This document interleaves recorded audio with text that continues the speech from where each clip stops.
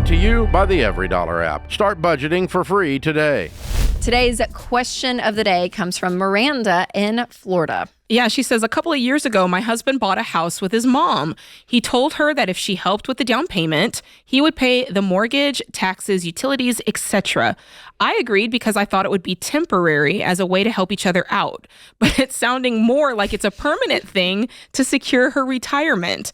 I didn't imagine living my adult life working so hard to pay bills and still feel like a guest in our home. I'm not against him taking care of his mom. I just want to live in my own space where I can relax. I love my husband so much and I don't want to get a divorce. I told him if things don't change in a couple of years, we need to find our own place. He suggested that we rent a small apartment where we can live by ourselves with our child. His mom can stay in the house while we continue to pay the mortgage as an investment property. She's elderly, so she cannot work. Is this the best solution? Oh, man. Oh, geez. Okay, Miranda, we hear you. Yes. We hear you. Yes. And I'm so sorry. I'm so sorry. But this is why, you guys, situations like this, especially if you bought a house with the mom, I'm assuming both names are on the deed. That's where stuff gets real dicey. So, hopefully that's not the case. Hopefully she just gave money towards the down payment. Yes. So what I would do is there's a realistic conversation to be had of, honestly, if someone's going to live in a small apartment versus a house. Say it, Rachel. There's a family involved with children, right?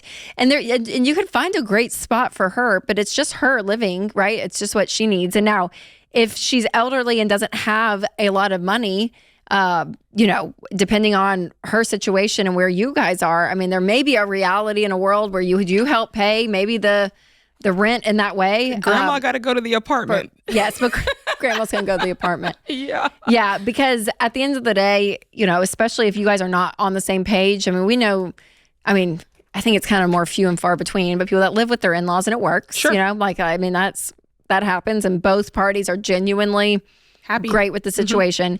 Mm-hmm. But the fact that you guys are on such uneven footing when it comes to the emotional decision of hey, living with your mother-in-law, then something needs to change. And again, it would and there's a lot in that on whose name is on the house too, because there would have to be a whole process to get someone's name off or someone's changed and all of that. So in the cleanest way possible, if his name and you guys own the house, but she was the one that was just contributing right to the down payment. There'll have to be some conversation of equity though, but because of what the amount she put in versus what you guys have paid, because she did put a down payment down. So there is a level to be compensated from an equity standpoint in that for her retirement. But yeah, this ongoing process with no end in sight, that's what needs to change. And for you guys to have an end date would be the goal. Yeah, absolutely. I validate that 100%. I think it's totally fine as the wife to say, hey, I'd like a place of our own and be able to experience life as our own family here. And I love your mother, but we can help her with an apartment. But there's also something to be said. She says that they've been working, paying off their debt. She says, we've been working our whole adult life, and it's you've got to be in a place where you can help. That's right. Other people. And I don't know that they're in the place financially where they're able to help and not hurt themselves in the process. No, that's a great point. Just throwing that out there. Yeah, for sure. Yeah, that's the hard thing too, is because when people get in a situation, especially with, parents, and when they're going to retirement, we've had a lot of calls of that, of kids saying, what's my responsibility for my parents?